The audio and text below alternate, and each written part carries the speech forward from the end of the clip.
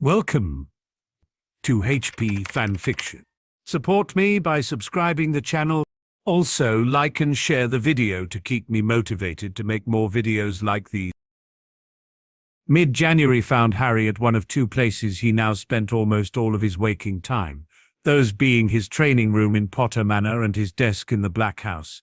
He was currently sat at his desk immersed in the work he had to complete for Mad-Eye Moody, a man he equally loved and hated as it went. He loved the man for the challenge he had given him with this particular workload, but hated him also for the very same reason. There was no doubt that it was quite the task he had been set, and the young man had a very good understanding of obtaining a mastery entailed. The study hours were long and the ones spent writing even longer, but he found that he enjoyed it overall, and it truly gave him a much better understanding of magic. He even felt more bonded and in control of his own through the understanding he was gaining. Since Christmas Day he had found that he had a new determination to succeed. Not that he hadn't been motivated before, but something had awoken within him after spending a day such as the one he had with them all, Sirius, Natalie, Marlene and the Greengrasses.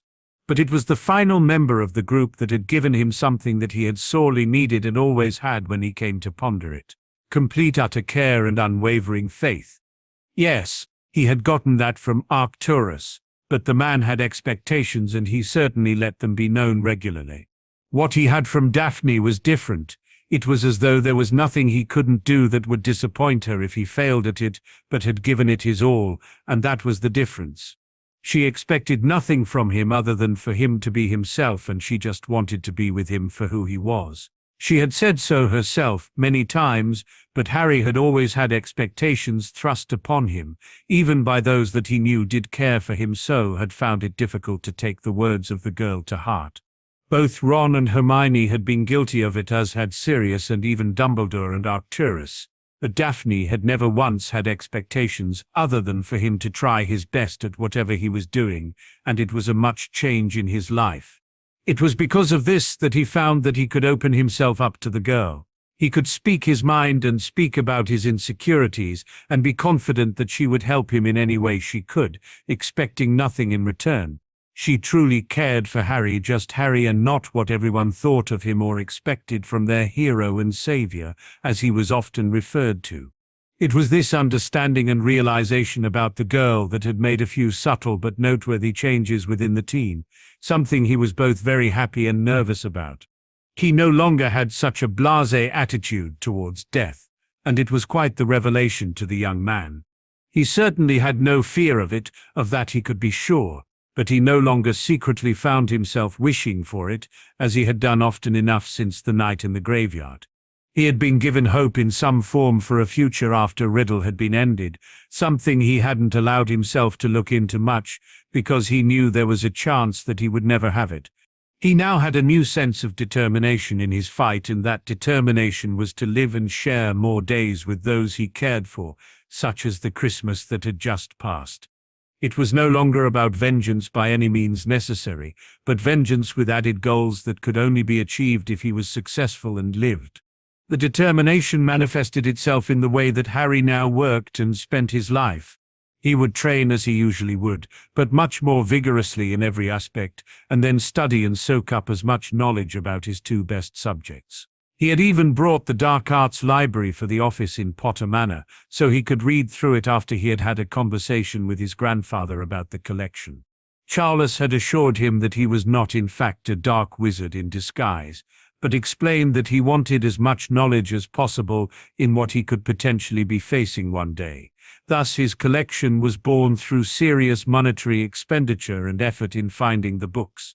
Harry found that he agreed with the man and decided that most of these spells would not be his usual practice by any means, but when it came to Riddle he would throw every last spell at him regardless of how dark it was to ensure his victory. Harry had thought about this long and hard and decided that he would use every spell available to him in his final confrontation. Riddle would not be holding back, and Harry realized he shouldn't either. It was a fight to the death, and the young man was determined that he would not be falling on that day. No matter what magic he had to use, he was going to win. He rubbed his eyes and saw that it was late, but was pleased with the progress he had made. He knew with his current pace that he would be finished with both of the projects by Easter, much faster than expected or anticipated. He readied himself for bed and made his nightly call to the young blonde that seemed to be occupying much more of his thoughts recently, before turning in for the night, sleeping and repeating the day's activities over again. He was, however, disturbed before sleep came by a tapping on the window. He opened it, and a crow entered carrying an envelope in its beak. It simply deposited the letter on the desk, glared at the teen with clear contempt before exiting with a loud and ear-splitting screech. Harry opened the missive and frowned as he read it, shaking his head irritably. The frown quickly turned into a scowl and his eyes glowed dangerously. He picked up a quill and some parchment before scratching out a reply to the sender. "We will see about that," he growled angrily as he sent Hedwig off with the note. Break. Life for Narcissa Malfoy had become nothing short of unbearable since Lucius had been marked as a wanted for his part in the death of Cornelius Fudge. He had not physically attacked her again, but she knew that chances of it happening again increased more each day that passed. He now spent his days brooding the manor in a foul mood, taking his ire out on all of those he knew he could push around and get away with it. She had seen and heard him several times torturing lower-level members of the Dark Lord's followers, and soon started to feel quite disdainful towards the man. It was as though she was seeing who he truly was, for the time. Ever since her sister had confirmed that it was in fact Lucius that led the attack on the orphanage during the summer, the sight of the man she had married made her feel rather sick, and she knew the day was fast approaching when she would have to make a decision on whether she remained in her home or sought shelter within the confines of her family. Something she couldn't be assured of, even if Potter had promised her sanctuary. The truth was that she feared the unknown. This had been her home for many years, and had been largely happy here. She had her son and a husband that she did love once upon a time, but now, even though it was more full than it ever had been, it felt empty. She merely existed here. There was no longer love to be found in this house. It had become nothing more than a den of debauchery and sin of the most foul kind. Narcissa had never been an evil person. She had wanted to be a healer, something she knew she was good at. But Lucius had been adamant that she would have his children and insisted that no woman with the name Malfoy would bring shame to him by working amongst the dregs of society. She was above this, and above working for what he saw as a pittance, soiling her hands with the blood and filth of the unworthy. So her dream had died, even before it had begun. Narcissa Black, the caring and gifted young witch, had become Narcissa Malfoy, stay-at-home mother and trophy. She cried gently at what had become of her life, and for her own foolishness. She had always wanted to see the best in her husband, and had clearly achieved that. To her he had always been confident and strong, handsome, even, but to the rest of the world he was scum, blackmailing his way to the top and pandering to those that he thought had power. It had been the Dark Lord at first, and then Fudge, and now the Dark Lord once again. She now saw the man for what he truly was, a coward, an opportunist, and that made him rather ugly. He was no longer the handsome blonde man that had wooed her all those years ago, but a conniving conman, and his greatest trick had been having the young girl she once was believe that he was anything but. She knew she needed to leave, but did she dare? Could she place her fate in the hands of the young man that had caused her son's imprisonment? Could she trust her life to the man that wanted to destroy everything she had once lived for? "What choice do I have?" she thought to herself morosely. She had to think, or she had to plan. She couldn't be sure. Break. Hermione Granger was stood in the potions dungeon, tending to several bubbling cauldrons at once. Ever since she had seen the duel between Harry and Nott Sr., she had been working tirelessly on her potions and healing spells. Her realization that she simply did not have the physical ability or mindset to duel or battle the way she had seen had spurred her into the studies of potions and healing with vigor. She had spent time with Madame Pomfrey along with Hannah Abbott of all people, learning as much as she possibly could from the matron who was delighted to tutor and teach the two teens everything she could. To her delight, it was a branch of magic that she and her Hufflepuff companion excelled at. They quickly realized that healing was not a craft forged through power, but was one of delicacy and finesse, something they both had, whereas their power was certainly no more than average. Hannah was not particularly gifted with potions. However, so left Hermione to that aspect of things. She was rather good at herbology though, and, with the help of Neville, had been growing her own supply of various plants that were used in healing potions. She would then harvest them and hand the ingredients to the Gryffindor, who would brew the potions they would need. The two had formed rather a close bond of the last several months, and worked together well, something they knew would be needed when the time came. Hermione was secretly grateful that Snape had gone missing, or she certainly would not be allowed to be in the potion rooms outside of planned lesson time.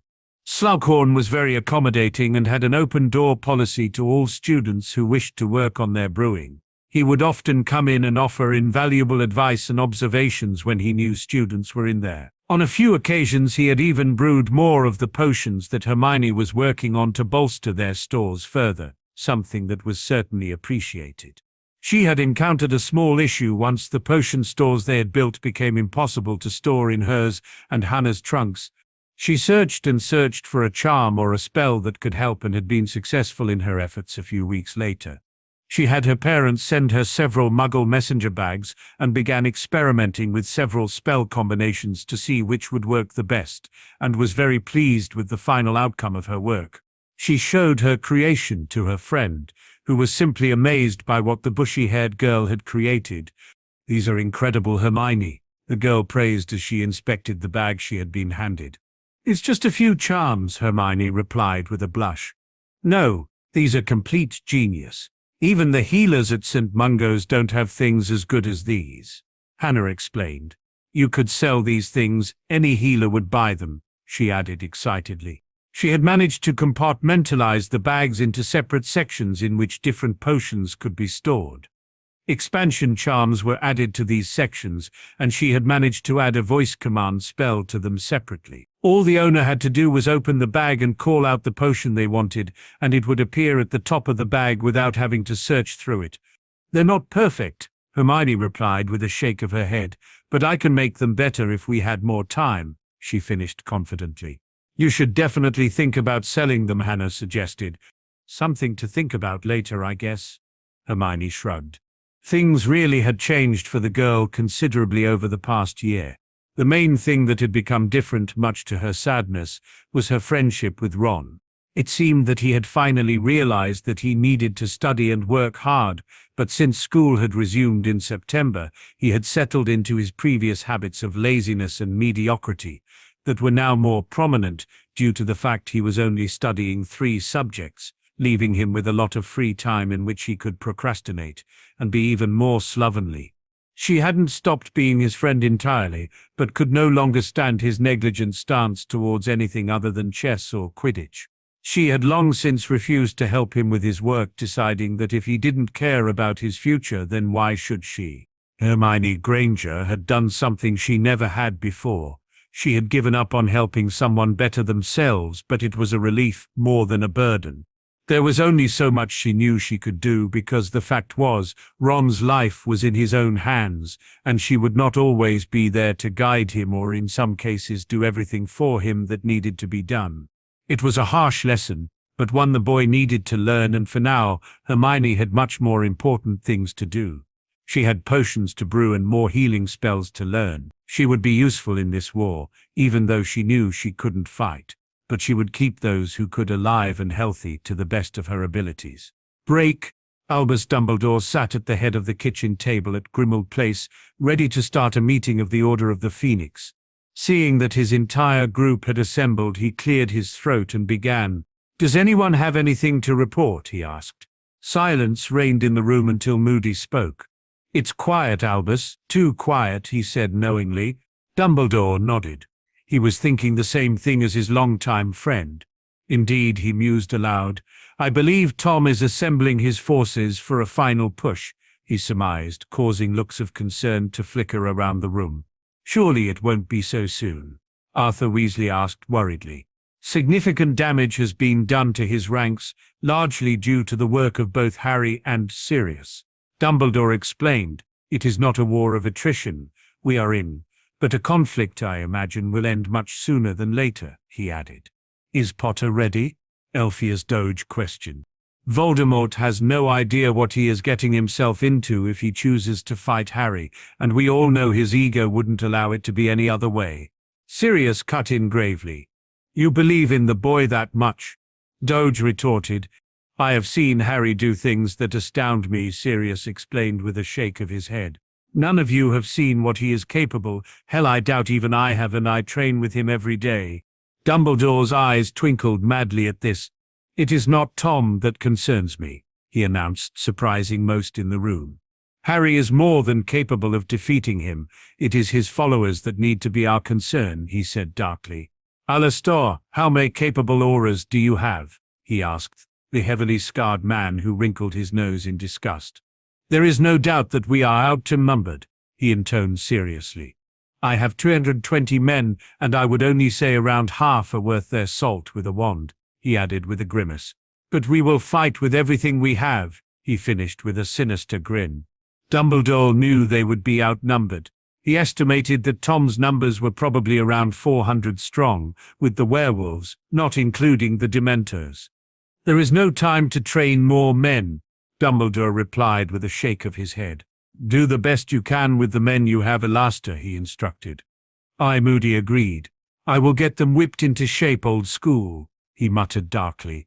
He knew just the two men he needed to help him. He gave a knowing smirk towards Sirius, who grinned, clearly knowing what the man was thinking. Anything else? Dumbledore asked. No one spoke, and Dumbledore was about to dismiss them, when the kitchen door banged open to reveal a very intense-looking Harry Potter, his eyes glowing with a reined-in fury. Harry? Dumbledore questioned. Harry ignored him and approached Sirius, handing him the letter he had received the previous night. Mr. Potter, I believe a conversation between us is necessary. You murdered 3 of my sons, and I demand recompense. I urge you not to ignore this letter, as I currently have 3 of your countrymen in my care that I will execute should you do so. I even took the care to use their blood for the ink of which you are now reading. Name a time and place, and I will come, so long as it is public. You may bring one associate, and I shall do the same. Do not keep me waiting. Count Denislav III. Sirius sighed. When? He questioned his godson. No. Harry growled. Sirius stood and placed a kiss on his wife's cheek before nodding his readiness. What has happened, Harry? Dumbledore asked, worriedly. Harry just took the letter from Sirius and handed it to the older man, who read it with an expression of apprehension. Oh dear, he muttered, shaking his head. What do you intend on doing? He asked. I will not negotiate with him. I told him to leave and he has refused. Harry gritted out. Dumbledore swallowed. Vampires are not known for diplomacy, he explained gravely. This will get messy, he said knowingly. Vampires? Marlene questioned wide-eyed. I'm not going in as a diplomat. Harry cut in with a dark grin. Do you need another wand? Moody asked eagerly. Actually, I could use you and Shacklebolt if you don't mind, he replied questioningly. Come, Kingsley, Moody commanded, and the man followed a little reluctantly. Harry led the men from the house as he informed them of his plan. He knew the vampire would not come with just one other, and he certainly did not trust the man, so he would have Kingsley and Moody there as backup that he would likely need. Break. Count Dinslav was young for one of his kind. His 200-year-old body was well built and lean, his hair still the light brown he had been born with, and his skin unblemished and smooth. He had ascended to his position of power through the calculated murder of his father, who had become weak and too pliable to the wizards that governed Russia. The man disgusted his son, and he had to be replaced. It was that simple. The coven had not hunted legally for over a century, and Denislav loved to hunt and feed on blood straight from the source, be it muggle or magical blood, but laws had been introduced to stop that. But concessions had been made for his kind. The wizarding government would provide them with blood willingly given as long as the vampires agreed to stop hunting, or they themselves would be mercilessly hunted. The vampires at first had refused the bargain and continued to hunt regardless of the laws and the threat made against them, a huge mistake on their part. True to the proclamation, the wizards began hunting and killing them mercilessly, and their numbers began to dwindle significantly. So his father had negotiated a deal, and the hunting had to stop, much to the disgust of the now leader of his people. For 85 years he fed on nothing but blood that was provided for them, and it sickened him. It did not taste the same and was very lackluster without the hunt that would come before the feed. This was unacceptable, and Denislav knew something had to be done to reconvene their way of life. Thus his plot to take over was born. He and a few cohorts had simply killed his father while he slept and immediately took his place as head of the coven. For a few years they had managed to feed without consequence until the wizards became aware of what they were doing and again began hunting them down and killing them with extreme prejudice. Denislav and his people retreated once more to the safety of their community, where he ruled them with an iron fist. He became cocky, arrogant, and very boorish in his place of power, and none dared to challenge or question his authority. And if they did, they would be brutally dealt with and paraded around the streets to demonstrate what would happen to any who did, something he had done on many occasions to his own people. He drank the blood provided for him and his people reluctantly, but the desire to hunt could not be quashed, and he did not want it to, but he knew they could not hunt because his people numbered so few. And then came along an Englishman claiming to be one of darkness, who would soon seize control of the land he came from. He offered Denislav and his people the chance to hunt unhindered for their aid in battle when the time came. Denislav jumped at the chance. Not only would he be able to hunt again, but he would get to sample some new blood, and fresh blood at that, straight from the source as he liked. But things had taken quite a turn within hours of being in the country. 3 of his sons had been killed by what he learnt was a mere boy who dared threaten him and his people, something that the vampire did not take kindly to. The son who returned clearly feared the boy, but he was weak, and Denislav would not take the word of a coward to heart. He made inquiries into the name Potter, the name his son had given him, and found that the boy was a hero to the people. He had learnt much from the newspapers spanning the last 15 years, and found that the boy was mildly impressive. But again he knew that newspapers were exaggerated mostly, and did not believe that a boy of 16 could be capable of what he had read. He decided that he would meet the boy and teach him a lesson. No one got away with attacking his people and threatening him without consequence. He was currently sat in a bar called the Leaky Cauldron, sipping on a goblet of blood that he had brought himself. The boy had instructed him to wait for him in a private parlor that he had already reserved, and he would meet him here. Denislav smirked at the thought of ripping the boy limb from limb for what he had done. He would show him why he headed the vampires of Russia and why he had a reputation of being a particularly vicious ruler. Now all he had to do was wait for the boy to arrive. Break. Harry entered the pub with Sirius in tow, and entered the bar as he spotted Tom stood behind it, polishing glasses. Lord Potter, the barman greeted him with surprise. "What can I get for you?" he asked.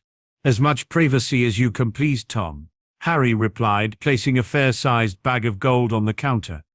"I have quite an unsavory guest waiting for me upstairs, I believe," he explained. "Ah, it is you he is meeting." He realized. "Yes, he does seem rather uncouth," he added with a look of distaste. He eyed the bag the young man had placed on the bar, knowing that half a year's takings were within at the very least. "You will have all the privacy you need, Lord Potter," he acquiesced. "Thank you," Harry said gratefully with a bow. He gestured for Sirius to follow him, and headed toward the stairs that led to the private rooms.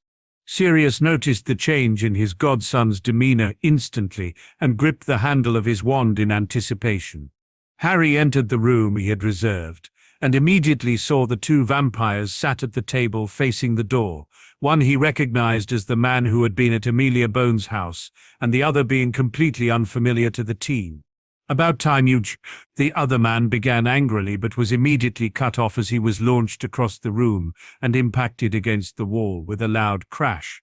Before he could catch his bearings, he found himself stuck to the wall, completely unable to move any part of his body. He saw his son was in the same position, with the other man pointing a wand in his face, with a look of fury on his face. He realized he was in the same position and could see a brightly glowing pair of green eyes glaring into his own with venom. "I told you and your people to leave," Harry hissed at the man. "Did you not get the message?" he asked. Denislav looked at the whelp with complete disgust, but couldn't help feeling awed by the amount of powerful magic he possessed. In all his years he had only met one other with magic like it, and that was the man he had accompanied to this country. "Why would I listen to a mere boy?" he spat in a thick Russian accent.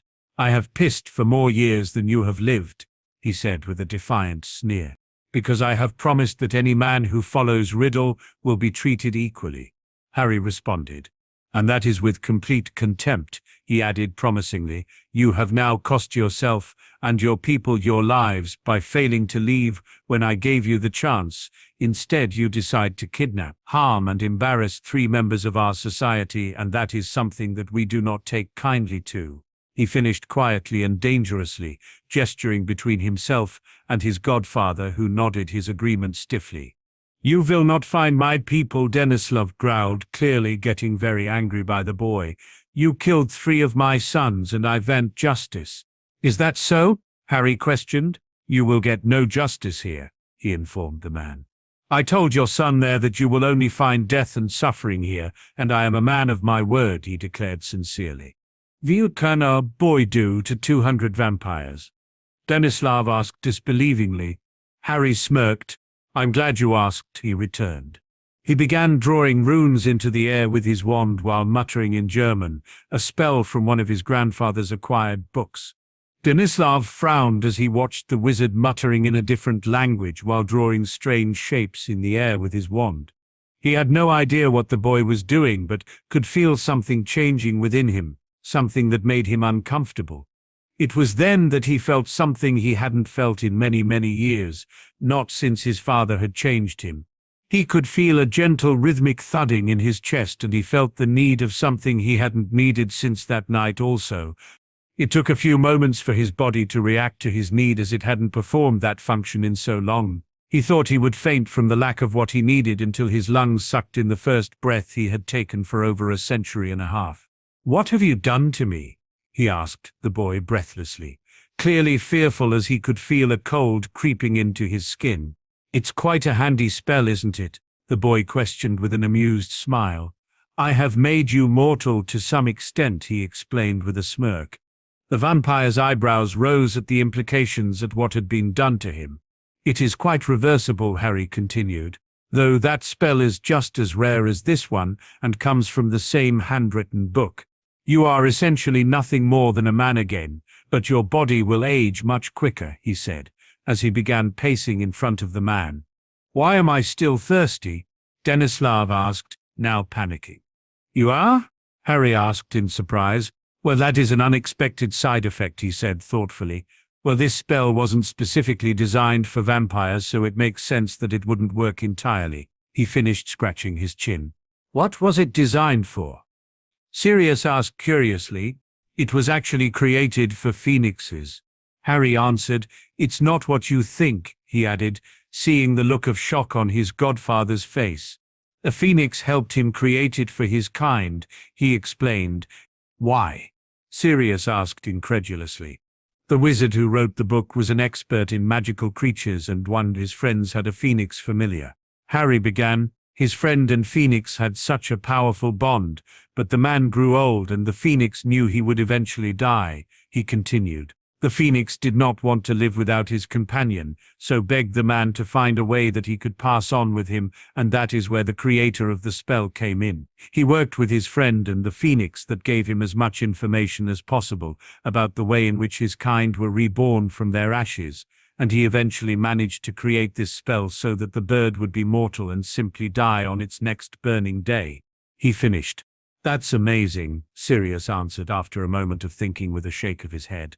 "It used to be fairly common for a phoenix to find the man after their companion had passed on," Harry explained. "He performed the spell on 5 others in his lifetime," he shrugged. "Wow," Sirius intoned. "How did you know it would work here?" he asked. "I wasn't entirely sure it would," Harry admitted. "I changed a few of the runes and I guess that was enough." "You just winged it then?" Sirius questioned disbelievingly. "You could have killed us all," he realized aloud with a yelp. "Well, I didn't," Harry shrugged casually. Sirius just shook his head. "Now, Mr. Denislav, are you going to take me to your people?" Harry asked firmly. The more cooperative you are, the more likely it is that I will reverse what I have done to you, and then you can just go home and carry on with your life. I'm sure you won't be coming back here," he finished threateningly. "Not manner." Denislav sighed in defeat. "It is under some fiddly spell or something," he explained hurriedly, not liking the feeling of breathing or being sensitive to the elements. "Are you the secret keeper?" Harry asked, to which the man nodded reluctantly. "Write it down," Harry demanded, conjuring some ink, a quill and some parchment before he unfroze one arm of the man so he could comply. "Sirius," he called after the man had written it down. "Check it out," he instructed. Sirius nodded firmly and disapparated after he read the note. "If he is not back in 2 minutes, I promise you are going to suffer," Harry whispered dangerously to the man, who just swallowed deeply. Denislav knew the young wizard was not joking. Sirius returned less than a minute later and just nodded. Harry sent off a Patroness to summon Moody and Shacklebolt, who arrived a moment later, the younger man looking a little peaky and fearful. "What have you done?" he asked worriedly. "Negotiated," Harry replied simply, causing Moody to roar in laughter. "Vampires don't negotiate," Kingsley said with a disbelieving shake of his head. "They do when they have the right encouragement," Harry responded casually. "We are taking a trip," he announced. "Where?" Moody asked. Sirius handed the parchment to the gnarled head of the DMLE, who read it with a grin before passing it to his subordinate, who paled considerably. "You want us to confront an entire coven?" he asked weakly. "Don't worry, Kingsley," Moody said comfortingly. "I'm sure Potter knows what he is doing," he added excitedly, clapping the dark-skinned man on the shoulder jovially while barking out another laugh. "You're enjoying this, aren't you?" Kingsley asked his boss. "Aye, lad, it's been a long time since I've felt more alive," he explained gleefully. Kingsley shook his head again. "Looks like alive is something we won't be by the end of the night," he muttered. Harry and Sirius bound the hands of their prisoners together before removing them from the wall and disapparating, with them being followed shortly by an excited Moody and much more reluctant Kingsley. Rake. The group arrived outside a large manor house, and Harry immediately grabbed Denislav by the scruff of his collar and dragged him towards the gate that was closed and clearly locked. With a growl, Harry removed his wand and fired a powerful blasting curse at the large iron constructs and blew them clean off their hinges, sending them crashing onto the path in front of them. Without hesitation, he entered the grounds of the manor to see several people staring at him and his companions, wide-eyed and in shock. "Cover my back," he instructed Moody and Kingsley, and began making his way to the house, dragging his prisoner along with him. He came to the front door and pushed it open. Stepping inside the large entrance hall, he could hear a lot of activity coming from every discernible location in the house, so he placed his wand to his throat and spoke out. "Everyone in this house will come to the entrance hall immediately. You have 1 minute. Comply," he demanded in a booming voice that echoed around the walls of the property. After only a few seconds, people wearing looks of confusion followed quickly by fear began to appear in the room, coming from within and the outside of the house. "Everyone stand where I can see you," Harry commanded in a low yet authoritative voice. When people stopped appearing, he looked around the room at those that had joined them critically. "Is this all of you?" he asked. "Dear, it is all of us," a pale blonde woman answered nervously. "Good," Harry replied. "Can you all understand English?" he questioned. "Nejet," the same woman replied. "I can translate for you," she offered. Harry narrowed his eyes at the woman but nodded his consent. "You had better say exactly what I do," he said warningly. The woman swallowed deeply but nodded her compliance. The room was silent for a moment until Harry began speaking once again. "4 of your kind attempted to kill our Minister of Magic," he began, causing looks of shock to resonate throughout the room. "I killed 3 of the attackers and sent this one back with instructions," he continued, gesturing to the man that had accompanied Denislav. "I told you you should all leave, because the next time I come across your kind here I wouldn't leave a single one of you alive," he finished dangerously. A lot of murmuring and protests in Russian could be heard after the woman had fearfully translated what the young man had said to them. Nedjet, please we do not want to fight, the woman said desperately. They did not even want to come here, we wanted to stay in our home, she explained hurriedly, causing Harry to frown. Then why did you come? He asked the woman. She swallowed a nervous gulp and her eyes flickered to the man who Harry still clutched. He made you, Harry said in realization, nodding towards Denislav. The vampires looked very nervous and reluctant to answer, fidgeting uncomfortably. Harry began to get an idea of the type of man Denislav was. He could see that the rest of the vampires were clearly terrified of the man. Explain, he implored much more gently than he had spoken so far. Don't worry about him. I promise he will not hurt you, he reassured them. The woman looked around her group as she explained and received a few nods. It has been illegal for us to hunt in Russia for close to 2 centuries now, she began with a sigh. At first we ignored this and continued hunting as we did, but then the government began hunting and killing us in large numbers, she said sadly. Our numbers dropped considerably, so our leader at the time, his father, she spoke, pointing to Denislav, agreed that we would stop hunting and the government would provide us with blood, she explained.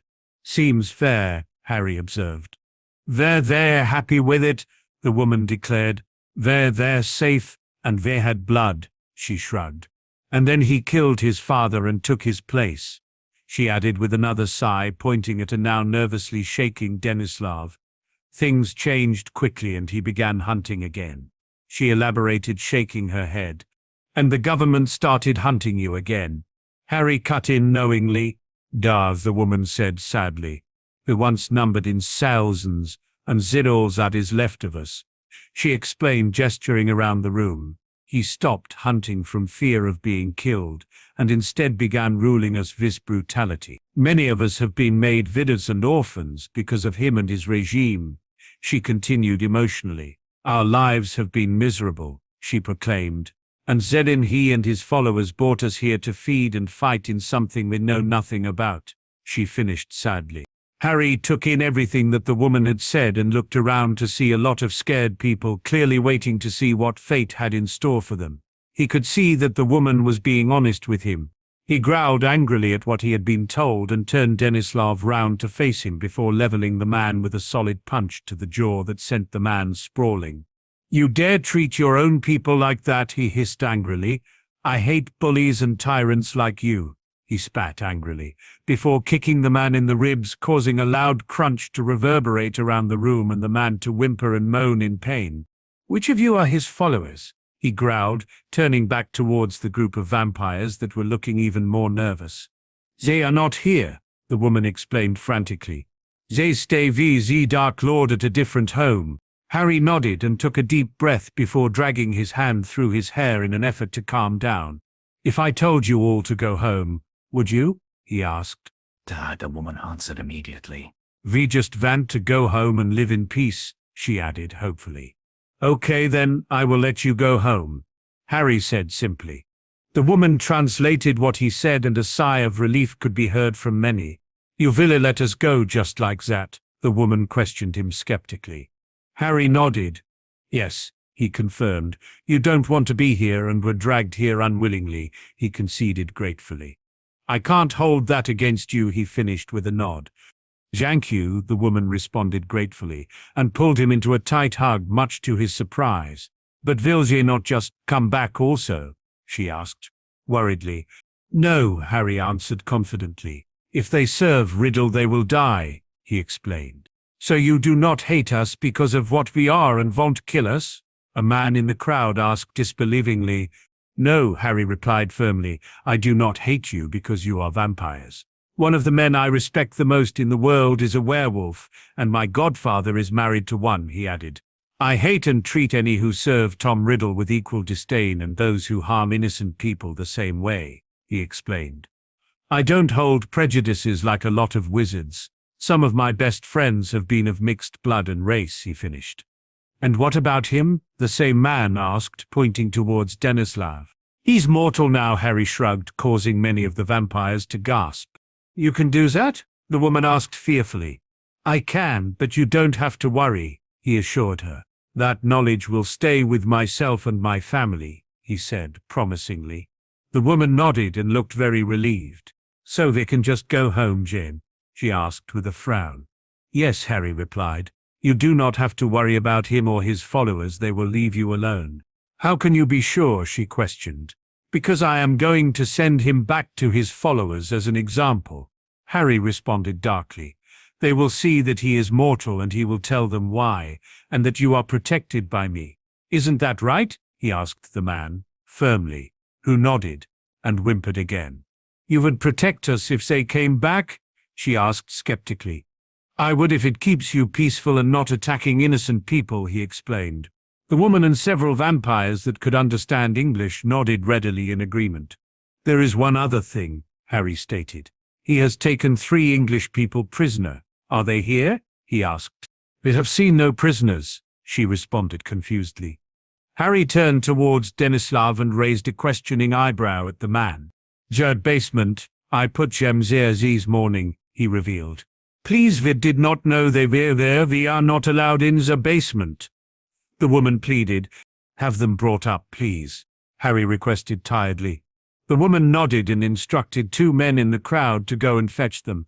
They returned a few moments later with the 3 men who were a little worse for wear but mostly unharmed.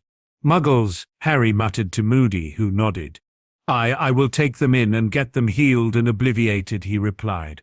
"How long will it take you to get ready and leave?" Harry asked the woman. "We can be gone in 1 hour," she answered with a nod. "Okay," Harry agreed. "Get your things together and go," he instructed. The woman translated to the group, who split off in several directions to collect their things. "What is your name?" the woman asked. "In case we need to write to you if they come back," she explained. "Harry Potter," the young man answered, causing the woman's eyebrows to rise. "What's yours?" he added. "My name is Mila. I have heard of you, Harry Potter. Even in Russia you are famous," she returned with a soft smile.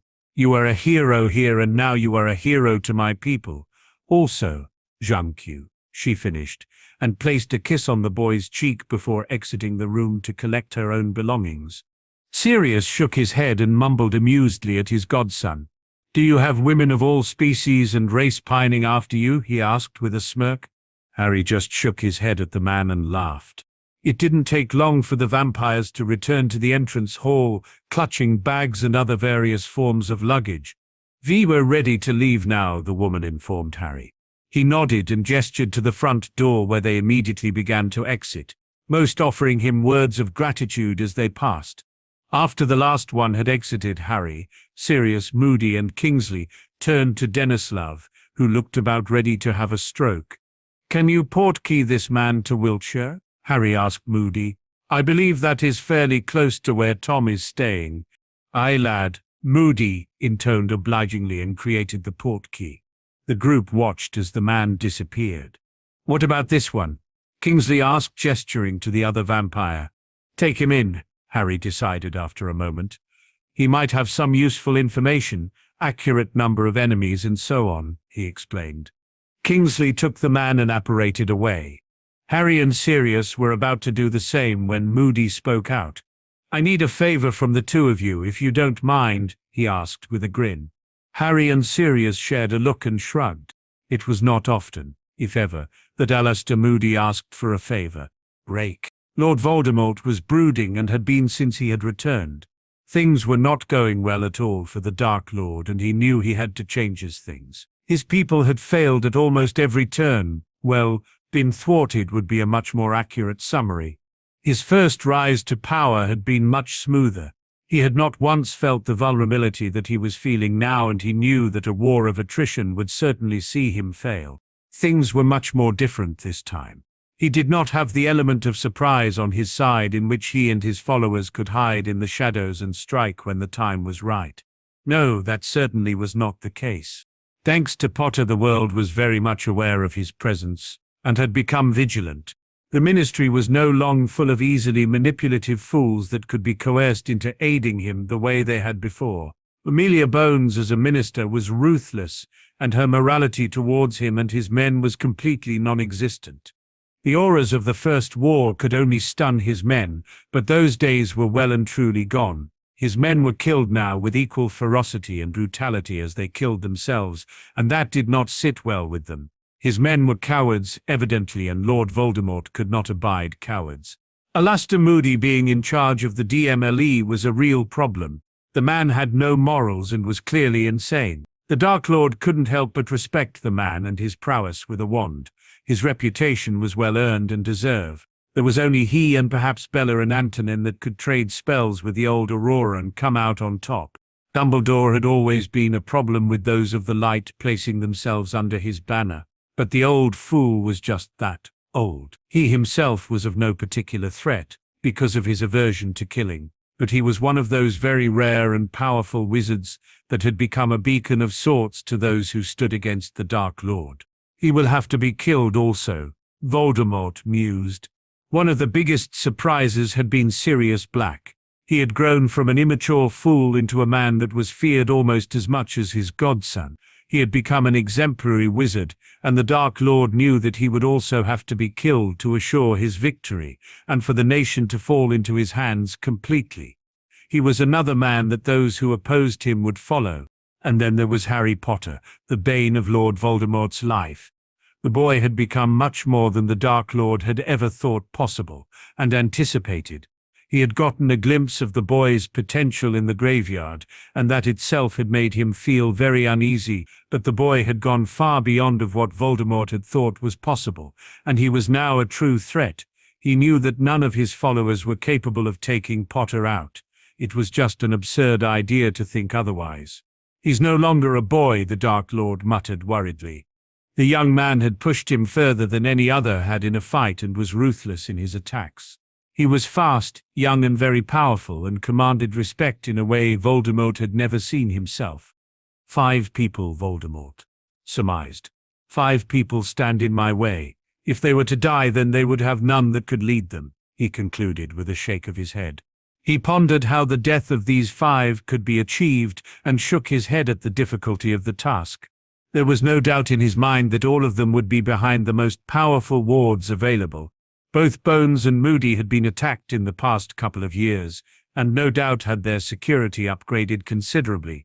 Black would be behind his family wards, and they were extremely unpleasant to any who wished harm to those within, according to both Bella and Narcissa. Dumbledore was of course at Hogwarts, arguably the most powerfully warded place in Britain. It would be foolish to even think of attacking the school. Voldemort grumbled, and he didn't have the faintest clue of where Potter even lived or what his wards were like, but he knew they would be extensive and extremely dangerous to attack. The Potters, after all, were known fighters against the dark, so they would no doubt be very well protected in their homes. They have to be lured out, the Dark Lord decided with a firm nod. This war will have to be fought with one big battle, he added with a frown. It was by no means the way in which he would choose to fight the war, but every effort he had made to undermine the ministry had failed, and every smaller-scale attack he had tried had been dealt with quickly and efficiently by his enemies. He knew that his followers outnumbered those of the opposition, and also knew that if he were to keep losing men without gaining ground, then it would soon be an even playing field, something that he would not allow to happen. His thoughts wandered back to the amount of men he had, and he smiled at a realization. "The cave," he whispered. "I have another 200 able bodies in there, but it will take time to transport and contain them," he added with a frown. "A few months' work at least," he decided. "But it gives me time to plan," he concluded with an agreeable nod. His mind then wandered onto his Horcruxes, and he shook his head violently. The thought of what had happened to them brought back the uncomfortable sense of nervousness he felt. "I still have Nagini," he consoled himself. If he and his men were to fail this time around, then the wizarding world would believe that he was dead and he could simply start again from the shadows, as he preferred. It would certainly cause a stir if he were to rise from the dead for a second time. "Then perhaps they will believe in my immortality," he said with a sinister smirk. He was pulled from his musings by the entrance of a panic-stricken Denislav, and he gave the man a distasteful sneer. "You said myself and my people they're safe," the vampire spat angrily. "You are," Voldemort replied casually. "Potter," the vampire said simply, causing the Dark Lord to flinch involuntarily. You did not tell me about Potter. Look what he has done to me, he finished fearfully. I see nothing wrong, Voldemort replied after a moment's observation of the man. He's made me mortal, Denislav cried. Fix it, he demanded in a pleading tone. He did what? The Dark Lord hissed worriedly. He took away my immortality, Denislav reaffirmed, beginning to tremble. Voldemort approached the man, drew his wand and began waving it around the man, mumbling as he did so. His eyebrows rose at the spell work he could sense on the man. It was certainly something he had never come across, and that worried him. How did he do it? He asked the man as calmly as possible. Some kind of chant, with his wand, Denislav responded exasperatedly. I am not familiar with this magic, Voldemort admitted begrudgingly. So you can't fix it? The Russian questioned irritably. No, the Dark Lord answered flatly. He knew that he probably could fix it, but it would take a lot of time to do so, time he was not willing to spend on something so trivial. Then myself and my people are leaving, Denislav announced angrily. We will not place ourselves under a man who can be bested by a boy, he added heatedly. The Dark Lord immediately became furious and banished the man across the room with a wave of his wand. You are going nowhere, Voldemort spat. Well, your people aren't, he added with a smirk. Wait. Denislav pleaded, seeing that he was about to be cursed again. The boy, he sent my people home, he revealed. But if you help me bring them underfoot, then I will get them back, he tried desperately. Voldemort roared in fury. He had yet again been thwarted by Potter. He turned his gaze back towards the obviously scared Russian and smiled cruelly. I have 40 of your men under this roof. They will be sufficient for the purpose I have in mind for them, he explained. I neither have the time nor care for the rest of your people. It is your own foolishness that has placed you in the situation you are in now, he said to the man. My men will not follow you, Denislav retorted. They will, the Dark Lord responded dangerously. Before Denislav could comprehend what was happening, he saw a jet of green light fly towards him, and he knew no more. Fool, Voldemort surmised with a shake of his head. The Dark Lord had planning to do, and he knew where he needed to start as much as it pained him to do so. He needed to bring his most loyal follower into the fold and explain everything for every eventuality. He shook his head. He hated relying on others, but knew she was capable, and much more so than Wormtail ever had been. If he were to be killed, he knew he would have a body within a matter of hours rather than months. This time around, he would make sure he had all the ingredients necessary for the ritual so it could be carried out immediately. He sighed deeply while thinking about exactly what he was going to say to Bella. She may be insane, but she was the only one he could rely on for this. He certainly did not wish to spend an inordinate number of years as a snake, no matter how much he enjoyed her company. Break. It was a few days after his conversation with Potter and Black that found Alistair Moody heading towards the training room that he had instructed his Auroras to meet in. He had managed to convince the duo to help train his men, and he couldn't be happier with their agreement. He had simply explained that they were not ready and needed help, pointing out that they were going to be fighting alongside them when the time came. He knew that they were hesitant to do so, but after he had given his reasons, they had agreed so long they could train them in their own way, something that the grizzled Aurora was happy to comply with. He entered the room with a smirk of anticipation that immediately put the 2020 Auras on guard. They knew something that made Alistair Moody smile the way he was could not be a good thing for them. Ranks, Moody shouted simply, and several neat rows of men and women formed within seconds of his command. He looked at those amongst his people critically, daring any of them to even breathe out of turn. These Aurors were soft and had not been trained the way they should have. They were hesitant and wet behind the ears, but this was going to change. Now listen up, you sorry excuse for Auras, Moody began after a moment of staring.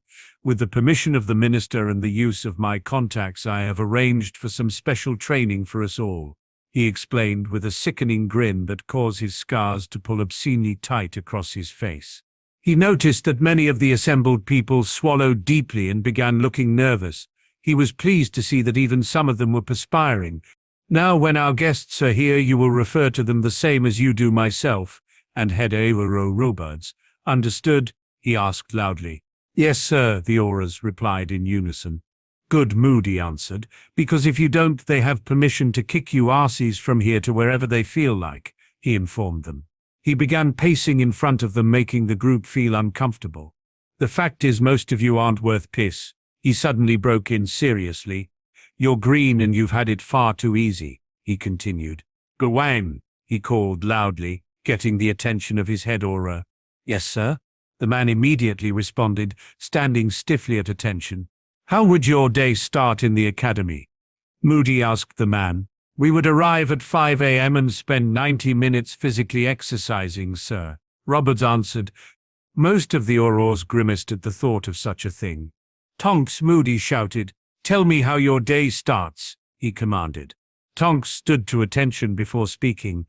We arrive at 8 a.m. and have a briefing, sir, she explained crisply. Pathetic, Moody said, clearly disgusted. Those days are over, you lazy shits, he announced. We are going back old school, he added with another smirk. Again he could see most of his people swallowing deeply and looking apprehensive. You will report here every day at 5 a.m., he instructed. You will get your asses in peak physical condition or you will be out the door. No exceptions. Understood, he roared. Yes, sir, the Auras replied hesitantly. Now these men will teach you everything you will need to know to not only survive, but kick the living shit out of any Death Eater you come across. He explained confidently. They will teach you teamwork, they will teach you discipline, and they will teach you to not be a bunch of useless, layabout bastards, he continued while pacing impatiently. If you fuck with them, then it is your ass that will be getting kicked. Understood? He asked again. Yes, sir, the reply he received. Moody just nodded. He was looking forward to see what Potter and Black had in store for the Auroras. If they were anything like their grandfathers, then it would be a hell of a show, he knew. Tonks watched in horror as the door opened and admitted Harry and Sirius, both looking very grave. Even her cousin, who was usually jovial, eyes alight with mischief, was looking as severe as she had ever seen him. Oh shit, she mumbled knowingly. She had heard how Harry and Sirius trained together and knew this was not going to be good for her and her colleagues. She watched as they placed several bags on the ground and removed their hooded jumpers to reveal their form-fitting black t-shirts they wore. It was clear that they were both in incredible physical condition.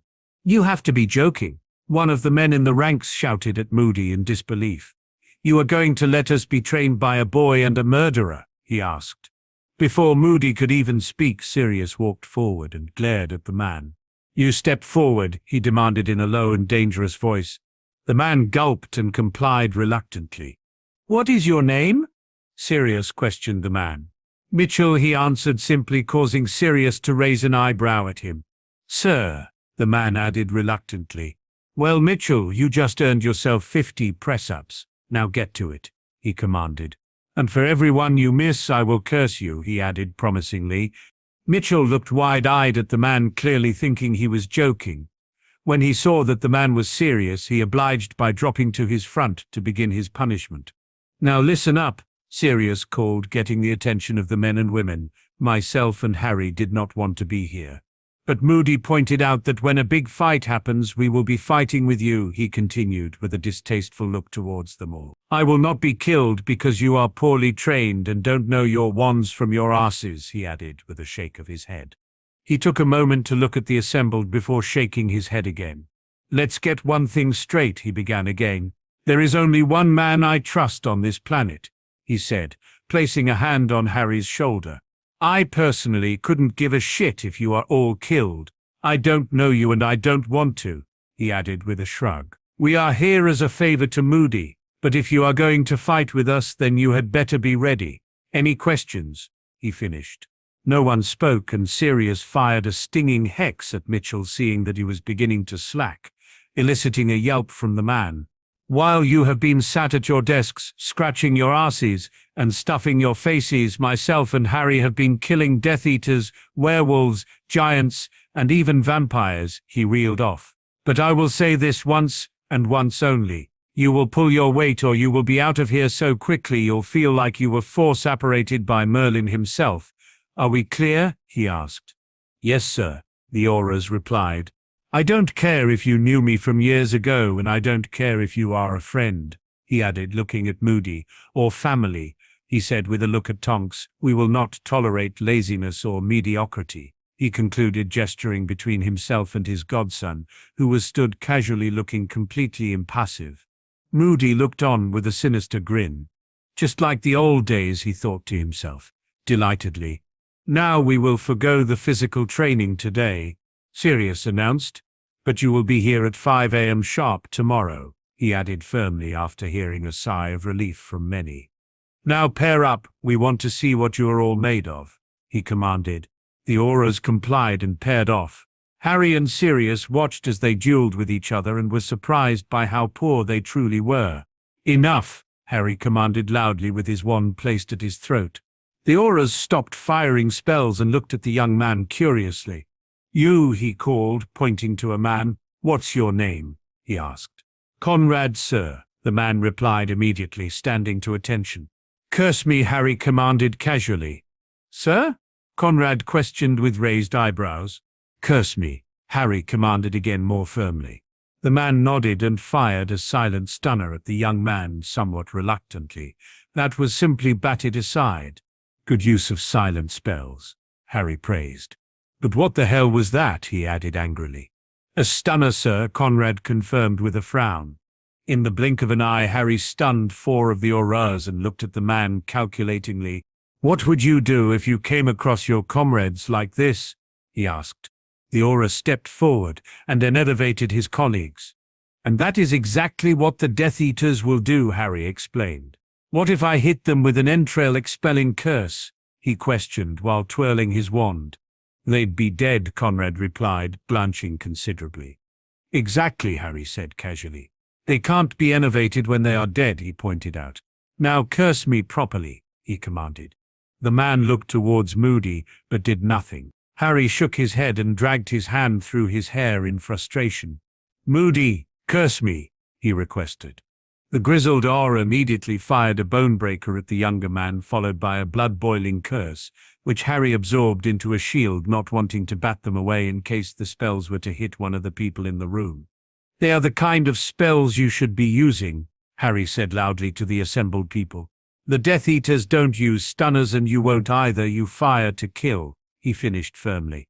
The auras had paled at the implications and the casual demeanor in which the teen dealt with the potentially fatal curses.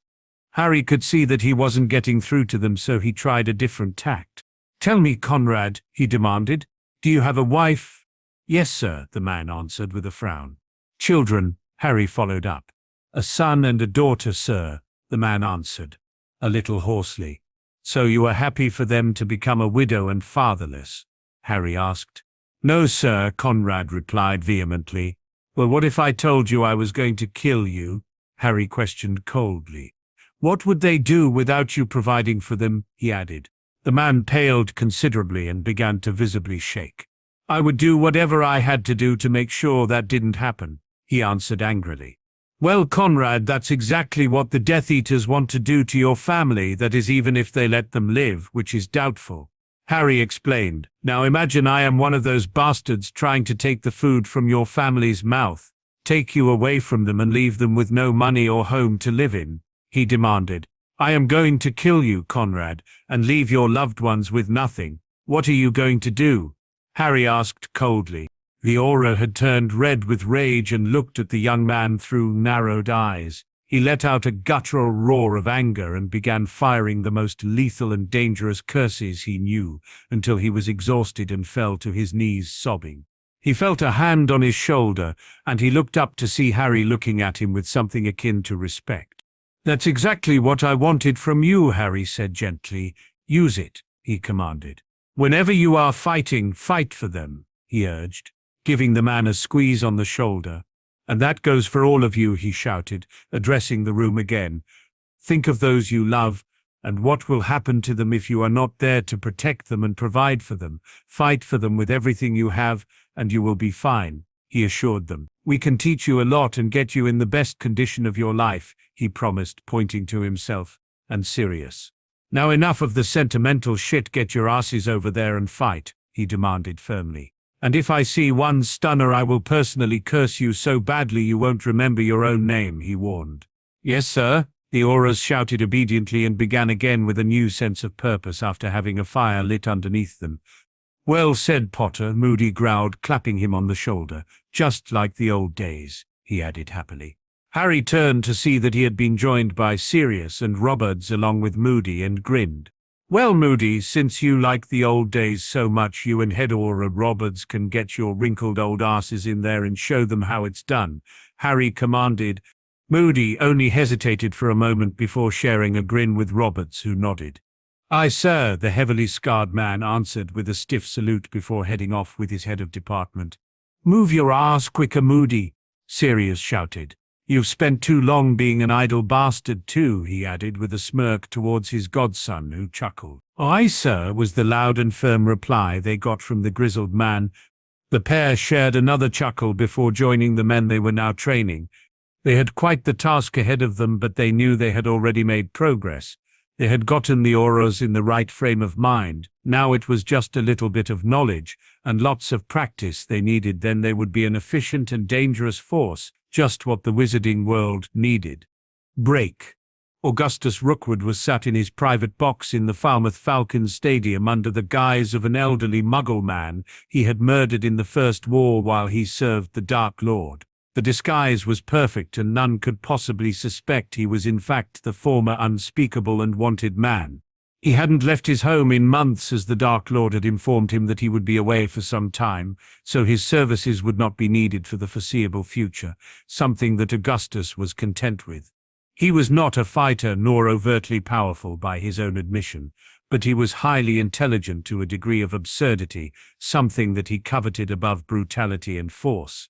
Why fight a man when you can simply kill him while he slept? Augustus was a practical man by all accounts, and was happy to spend most of his time alone. He was after all very independent and could not abide the typical psychotic followers of the man he served, so instead opted to spend as little time away from them as possible. The one weakness he had was his love of Quidditch, and the Falcons in particular. Wizarding technology did not stretch as far as being able to watch the matches from his home, so for him to enjoy the sport to its full degree he was forced to attend them. Standing in the crowd amongst the boorish and loutish behavior of regular attendees would not do for the man. He was not here on a social venture, so he had secured a box for himself at great expense, and would spend his time during the game here to avoid the typical fan and those not worthy of his company. "Would you like some refreshments, sir?" a voice sounded from the door. Augustus turned to see two vendors with a cart demonstrating their wares. "Fire whiskey, leave the bottle," he instructed, placing a handful of galleons on the cart and turning away from the men. "Very good, Mr. Rookwood," one of the men said. Augustus balked at the use of his name. How did they know who he was? Thinking that it could only be an inner circle member of the Death Eaters, after all they were the only ones that knew of this place, he turned to feel something heavy impact the side of his head and heard glass shatter as he fell from his seat and crashed to the ground, his head spinning wildly as the smell of the whiskey filled his nose. He blindly reached for his wand to find that it was missing. He looked up and saw two red-headed men looking at him with malicious intent etched on their faces. "You killed my mother and sister," the taller of the men said casually. "You really should not have done that," he added darkly before kicking the man several times in the ribs. Augustus felt several of them break and the air leave his lungs forcefully under the heavy blows he had received. He coughed violently and tasted blood in his mouth, feeling it expel from him with each rack. He was about to plead or attempt to bargain when he felt a spell hit him and his entire body tighten painfully, both inside and out, taking his ability to move or even talk. "You are going to experience several hours of pain while each of your organs are slowly devoured by this curse," the taller explained with a sadistic grin. "By the time you die you will have felt pain like nothing you could have expected, but I won't ruin the surprise for you," the man finished before placing a portkey on him. August felt the very painful and disorientating pull of the portkey as it activated. When the world stopped spinning, he found that he was somewhere very hot and dry. Without even being able to move, he knew he was laying on sand. The next few hours were horrific for the man before he succumbed to curse that had been placed on him. He was in excruciating pain and very thirsty.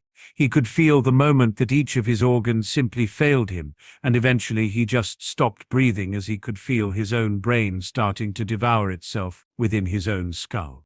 Break. Bellatrix Black left the company of the Dark Lord feeling a mixture of self-pity and disappointment. The meeting with the man had revealed much about the man she had foolishly followed for many years. The thing that struck her most was the fear the man was feeling. He was truly terrified of Harry Potter. Bellatrix had known that he was wary of the younger man, but to see the fear for what it really was had been quite the surprise to the woman, and the last vestige of respect she had for her master had vanished in that moment. "He is weak," she thought to herself, with a shake of her head. "Magically he is powerful, but he has already lost the battle."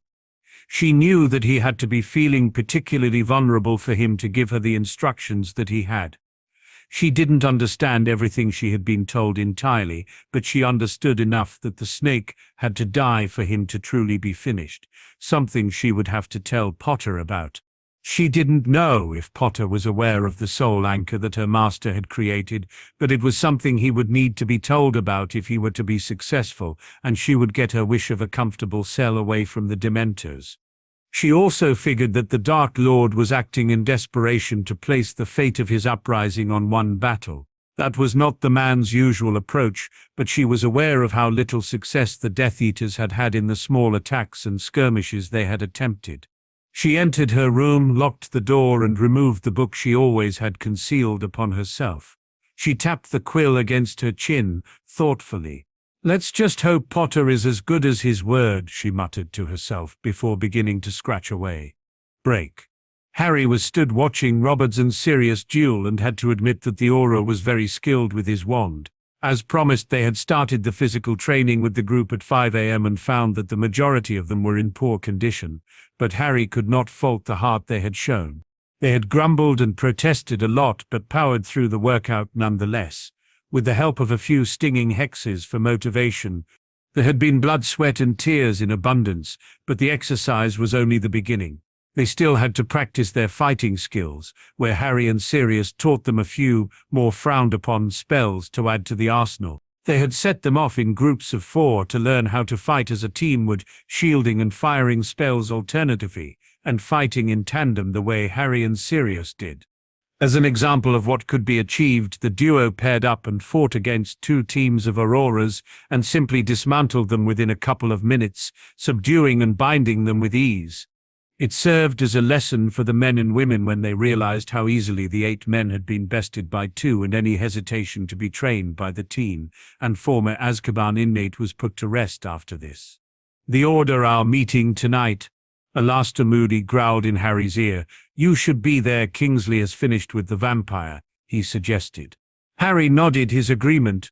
"What's Roberts like?" he asked the man while resuming his watch over the Auror and his godfather as they traded spells. "Gawain should have been head of the Aurors a long time ago," Moody began. "I trained him myself, and as you can see he is very talented," he said proudly. "He's an old-school man, and that didn't sit well with Fudge. He didn't want a man in charge who took a firm stance against criminals like Gawain does," he continued. "You don't have to worry about him, lad. He's a good man and will lead these sacks as best he can. You mark my words," he finished with an assuring tone. "He's definitely the right man to do it," Harry agreed. "Now how about you and I have a rematch from my OWL exam?" he asked with a smirk. "Aye, lad," Moody replied with a dark grin. "It's been too long since I've had a good fight." Break. Bellatrix finished penning her note to Potter and released a deep breath. She was as good as her word and had told him all he would need to know to finish the Dark Lord. So far he had not steered her wrong in any way, and had kept every promise he had made, and she knew he would come through for her when all was said and done. He had annulled her marriage as she had asked. She felt the magic binding her to Rudolphus break after only a couple of days since her least meeting with the young man, meaning that she was finally free of the fool completely. Even though he had been killed, she still felt the stain of the vows of fealty she had been forced to give the man, tarnishing her very being, making her feel nauseous at the mere thought of it. She was once again Bellatrix Black by both name and blood, and she could not be happier. It was clear to the woman that Potter was taking his headship of the family seriously and abiding by the morals her grandfather had held. Family first, she thought to herself happily. It a shame that father did not share the same sentiment, she added bitterly. She was interrupted from her thoughts by the entrance of her sister, who she noted was looking more depressed and gaunt than ever. Bella Narcissa greeted her quietly and simply sat. "What's wrong, Sissy?" Bellatrix asked with a frown. Narcissa sighed. "I don't think I can do it anymore," she whispered, her eyes filling with tears. "Do what?" Bellatrix questioned, feeling angry that her sister was so upset. She was not angry at her sister, she had always been the sensitive one after all, but years of living with Lucius had toughened the blonde considerably, and it took a significant amount to upset her the way that she clearly was now. "I can't stay here anymore," Narcissa sobbed. Bellatrix pulled the distraught woman into a hug. Despite her disposition towards affection, she truly loved her sister and cared for her more than anyone else. "Then leave," she answered simply. "Lucius will be killed and then you will have nothing. Leave while you can," she implored the younger woman. "And put my life in Potter's hands?" Narcissa asked skeptically through her tears. Bellatrix nodded. "He will see you right, Sissy," she said firmly. "How can you be sure?" Narcissa asked. "Because he has kept every promise he has made me so far. He even annulled my marriage," she explained with a genuine smile. "He did?" Narcissa questioned disbelievingly. "So you're a black again?" "Yes," the older woman answered seriously. "He could have handed me to Bones the night we attacked her house, but he didn't," she added, convincingly. "Like it or not, he is the head of the family, and he is your only hope of getting out of here and not going to prison," she finished. "But what about you?" the blonde inquired worriedly. "Potter is going to win. I have no doubt of that," Bellatrix replied. "I have one last thing to do here, and then I will hand myself over to him," she explained with a shrug.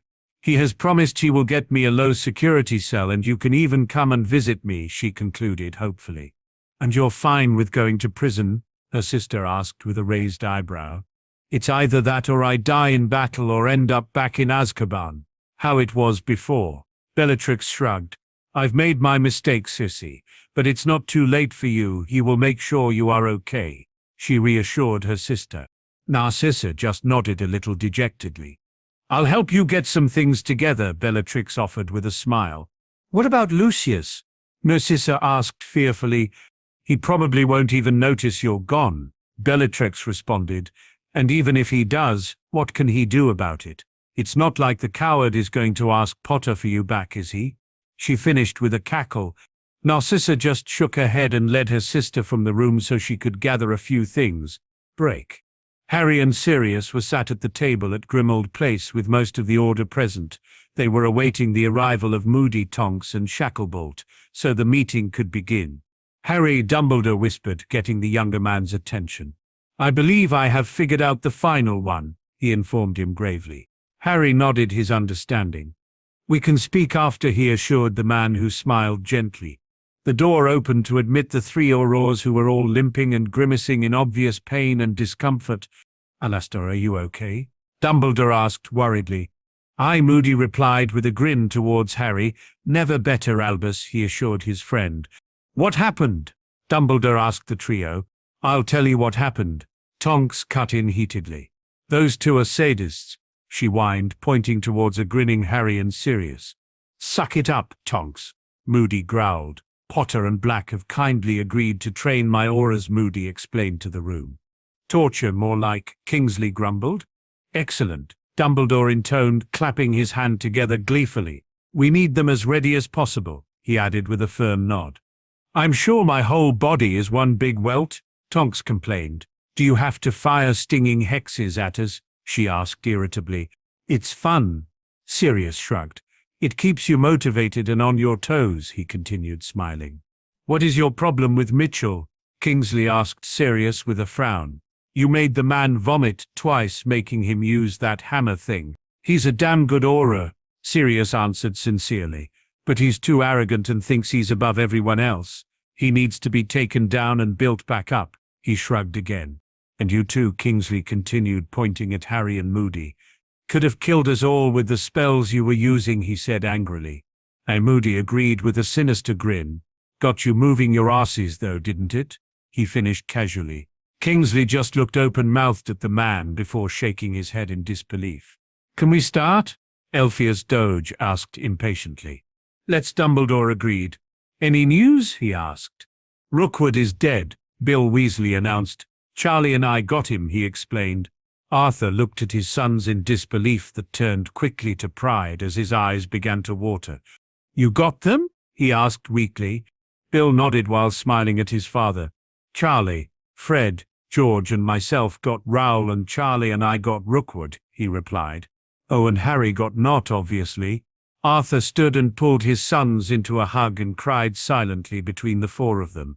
I am so proud of you all, the oldest redhead praised with a watery smile. Anything else? Dumbledore asked the group. I finished my interrogation of the vampire, Kingsley began, still wincing in discomfort. He confirmed what we thought about numbers, though his information can't be trusted completely, he finished firmly. Did he give anything else useful? Harry asked. No, just that there are around 40 of his kind residing with the Dark Lord and a similar number of werewolves. The dark-skinned man explained. Dumbledore was about to speak again but was cut off by a soft crack as Elgar entered the room, clutching Harry's book that was pulsing its gold color to indicate he had received a message.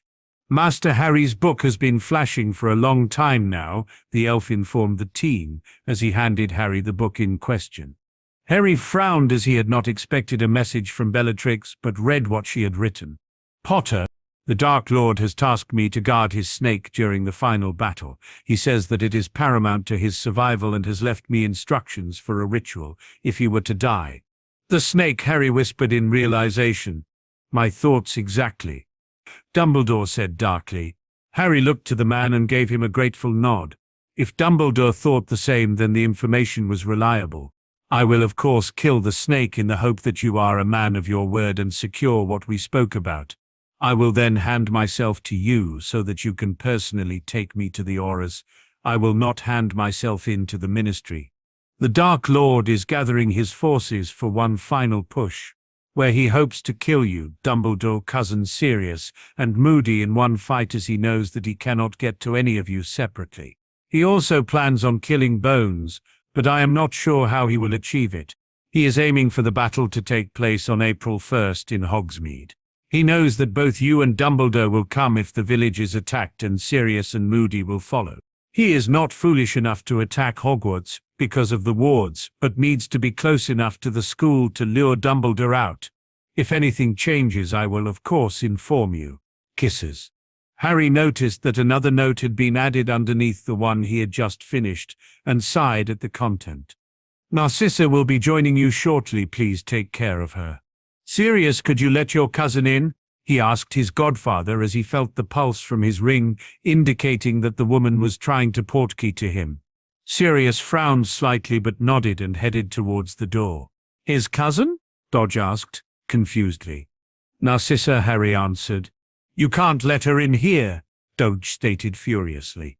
I think you will find, Mr. Doge, that this house is owned by me, Harry reminded the man with a growl. The Narcissa is a member of the Black family. She has more right to be here than you, he added. It is my duty to protect those in my family, and it is something I take very seriously, he finished, his eyes glowing dangerously. Are you sure that is wise, Harry? Dumbledore asked worriedly. She needs help and will take an oath. She won't be in the meeting or made aware of what is discussed here, he explained promisingly. Dumbledore nodded agreeably at the explanation he had been given. Sirius returned with a very nervous-looking Narcissa, who immediately headed to Harry and kneeled in front of him. Lord Black, I have come to seek refuge in your house as promised by yourself if the need were ever to arise, she prostrated quietly but formally. It's okay, Mrs. Malfoy, Harry assured her. I already have a warded and secluded home ready for you and I will take you there when we are done. But for now, why don't you get some tea? I'm sure Marlene will take care of you. He finished with a look towards the werewolf, who nodded. Thank you, Narcissa said gratefully as she was escorted from the room. She had expected that Potter would force her to live with him so he could keep an eye on her constantly. She was happy she would at least get her own house to live in. April 1st, Harry announced darkly. He's going for a final push on April 1st at Hogsmeade, he explained. Are you sure? Dumbledore asked seriously. My source hasn't been wrong yet, Harry responded, waving the book in the headmaster's direction. The snake will also be dealt with, he informed the man as talking ensued around the room. Dumbledore sighed. Are you sure it is wise to trust Miss Lestrange? He questioned the teen. Harry didn't even flinch. He knew that Dumbledore would figure it out sooner or later. We've made a deal and her information has been good, to be honest. Professor, most of this wouldn't have been possible without her, he replied sincerely. Dumbledore nodded. What is it? She is asking in return, he asked. A divorce and help from me to secure her a low-security imprisonment when the war is over, if she survives, of course. Harry answered truthfully. She believes that Tom will lose then? Dumbledore thought out loud. She does, Harry agreed. Then let us pray that she is as good as her word has been so far, Dumbledore intoned. The group were continuing to argue and debate amongst themselves when Dumbledore clapped his hands to catch the attention of the room. We have a little under 3 months to prepare, he explained. Let's not waste any of the time we have, he implored. The meeting progressed and many ideas were discussed amongst the men and women. Little was achieved, but Harry and Sirius agreed to continue with training the auras. They knew they would be needed in the coming fight. After the meeting had concluded, Harry took Narcissa to one of the black homes in southern Europe where he knew she would be safe. The house was more than a reasonable size, and she even had an elf to serve her. He had taken on oath that she would in no way contact any of Tom's followers or associates until he gave her permission to do so. He knew that the only person she would contact would be Bellatrix, but he could not risk allowing that for the time being. He laid in bed that night after speaking to Daphne, feeling a sense of excitement at the thought of the war being over. He hadn't mentioned anything to the girl as yet, knowing that she would just worry for the next few months. But he promised himself that he would speak to her before he went into battle. He didn't want to upset her, but he knew he had to keep it to himself for now. April 1st, he muttered to himself. It will be over on April 1st, he said more firmly and smiled. One way or the other it would be finished and Harry Potter would finally be free of the burden that had plagued him all his life. The Dark Lord looked upon his subordinates with a cold and contemplative stare as he paced in front of them. He was as ready as he ever would be for the impending confrontation. His planning had been meticulous, and his methods calculated to the finest degree to ensure that the battlefield would be in his favor. Much time had been spent retrieving his inferi from the coastal cave and had fortunately only cost him the lives of 6 of his men. Considering he had secured another 200 bodies to fight for him, he saw the loss to be of no consequence. He had stored the monstrosities within the caves hidden in the mountain range just north of the village, where he could access them easily to join the fight immediately and when he needed them. He had attempted to secure a dragon or two, or perhaps even a group of Nundus, but locating such a force had not been possible in the small window of time he had given himself. The inferi would simply have to suffice. Besides, he had managed to gather a few more allies of use, known only to himself of course, that would have a significant impact on the battle when called forward. Just shy of 600 men, he mumbled to himself. I will definitely have the numbers, he concluded with a smirk. Stopping his pacing and standing front and center of his gathered force, he allowed a wider grin to make its way onto his lips before he addressed them. My most loyal followers, he began loudly to ensure he had their undivided attention. In 3 days' time we take back what is rightfully ours, he announced, holding out his arms wide with his proclamation. A loud and victorious cheer erupted from his followers, so the Dark Lord waited for them to fall silent before he continued. For too long, our world has been plagued by mudbloods, muggle lovers and those unworthy to carry magic, but that will be no more, he added promisingly.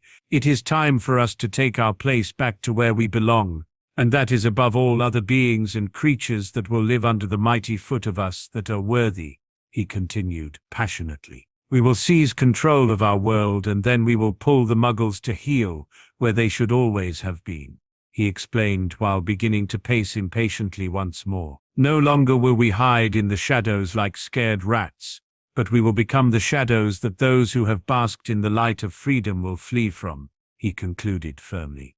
He looked upon his now very eager followers one last time. "I urge you all to rest while you can, because in 3 days' time we fight for everything we hold in our hearts, and we fight with everything we have," he shouted triumphantly. His followers again began to cheer wildly for their exalted leader and took his advice after a few moments of applause. They all left, leaving the Dark Lord with his ever-dwindling inner circle of his longest and most loyal followers. Voldemort looked upon them and couldn't help but grimace at the last vestiges of his most trusted men. Potter had eliminated most, or so the Dark Lord could only assume, and some had just simply vanished without a trace, most likely due to the boy in some fashion. "You all have your assignments," he stated simply. "Do not fail me," he instructed firmly, as he left the group to go to his private chambers. The Inner Circle members waited until their master had left the room before they began speaking amongst themselves. So Bella Lucius broke the silence heatedly. "Have you heard from my errant wife yet?" he asked with a glare. Bellatrix simply looked at the man impassively for a moment before she answered. "If I had heard from my sister, then that is my business, Lucy," she replied casually. "It is hardly surprising that she did leave you. You are nothing more than a bootlicking, spineless shit for brains after all," she added coldly. "Definitely not worthy of marrying a black in the first place," she concluded with her nose wrinkled in disgust at the man. "You dare," the blonde hissed angrily as he withdrew his wand, only to find one aimed between his eyes before he could even point it in the direction of the now grinning woman. "Bring your wand any higher and I will kill you where you stand," she happily threatened the blonde with a challenging tone. The two just stared at each other for a minute until Dolohov stepped behind Malfoy and placed a firm hand on his shoulder. "Lucius," he said warningly, "go and calm down. We will find your wife when this is over," he explained. Malfoy growled before he lowered his wand and stormed from the room, slamming the door as he left. "Why do you have to push him?" Dolohov questioned the woman with a sigh. "He is a moron," Bellatrix shrugged. Dolohov just shook his head and sighed again. "And why is it that you will not be joining us in battle?" he asked with a frown. "Surely as the most capable fighter, the Dark Lord will need you there," he finished confusedly. "The Dark Lord has a more important job for me, Antonin," Bellatrix answered simply. "As his most trusted follower, it falls to me to carry out such important tasks, as much as I would like to kill some of the unworthy in our world," she added convincingly. Dolohov just shrugged. It was not his place to question his master's motives and reasons behind his instructions. Bellatrix left the rest of the Inner Circle in favor of heading to her own quarters for some much-needed privacy. 3 more days, she mumbled. 3 more days and I can have a cozy cell away from all of this, she said, relief evident in her voice as she entered her chamber and closed the door behind her. "Break." Harry breathed a sigh of relief as he watched Hedwig fly off into the distance, carrying his now completed work for his mastery in both dueling and defense against the dark arts. He had been determined to finish it before the battle. If he fell, he wanted to leave some form of legacy behind. It would not do for the last Potter to die as only a 16-year-old who had not lived up to the family titles he carried in some way. The last few months had changed Harry in a way that the young man couldn't describe. He had thought of little else than the impending battle, and had prepared for every possible eventuality to the best of his ability. When he wasn't completing his work, he was adding new spells to his already impressive arsenal and helping his godfather train the Aurors on a daily basis. This in itself had major benefits to his development. Day in and day out he would train with different witches and wizards in an effort to perfect every aspect of his fighting prowess. Those who watched were simply in awe of the teen. He was already a very talented fighter, but he had improved beyond what anyone would deem possible. Those who trained with him saw him complete feats that left them with mouth agape, staring at the young man in awe. They all knew that Voldemort was in for the fight of his life when the two finally met. He would of course speak to Daphne daily and visit her when Hogsmeade visits were allowed for the students. She had become a much-needed escape from the pressure that had mounted on him. He found that no matter how stressed he was or how difficult a day had been, just speaking to the blonde would immediately relax him. She had become something of a savior for the teen, and he appreciated the calming effect more than he could even comprehend. The fact was that he knew he would be lost without her. She gave him a sense of normality that he sorely needed during these trying times, though what he felt for the girl was far more than what he would consider normal. Things had really changed when the couple had spent the day together on Valentine's Day. Knowing that this could be the one and only chance he would get to spend the day with the girl, he had made a real effort, with a little help from Sirius, of course. Never having had a real relationship before, he had no idea where to even begin with making the day special, thus an awkward conversation with Sirius had ensued. The man himself was delighted that he had some pearls of wisdom to offer his godson, who so far had needed him for very little in regards to anything other than training. The Marauder had recommended that the younger man keeps it simple by sending flowers and chocolates in the morning and getting her a nice piece of jewelry as a gift. And for Merlin's sake, do not forget a card. That is the thing that she will keep, the man had instructed vehemently. The day had been a complete success, and the girl had appreciated the effort he had gone to very much. The truth is, Harry just wanted her to see how much he appreciated her. After he had returned home, he kicked himself mentally as he came to a realization he shouldn't need a specific day a year to show how much he appreciated her.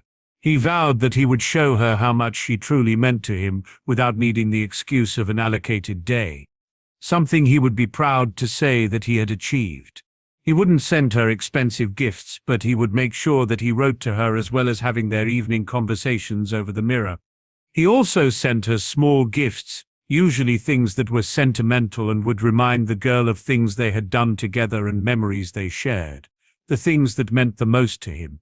He hadn't yet been able to bring himself to tell her about the battle. He knew that she would just worry and would have spent the last few months panicking and being stressed, something he didn't want to place on her. He did feel guilty for keeping something as important from her, but he planned on changing that today. Today was a scheduled Hogsmeade trip, and he knew he had to tell her today. But first he had his daily duties to attend to. The Aurors had been given the next few days off to be rested and ready, though they had not been informed of the battle on Moody's advice. He thought that most would panic and it would have a detrimental effect on their training, causing them to perform poorly when they needed to be at their peak, something that Harry did not entirely agree with, but he did not question the grizzled man. They were his Auroras and he knew more about them than Harry did, and the teen was very much aware of that. He could only hope that they would take the fight in their stride and use what they had been taught by the combined efforts of himself, Sirius, Moody and Roberts. The daily duty he had to attend to was that of the Griffins and Thestrals that he fed and spent time with each morning before training and studying. After he had returned the young female to the group of Griffins, they had become much more welcoming to him and had even bonded with him beyond what he had expected, and he had found them to be much more intelligent than he had initially believed possible.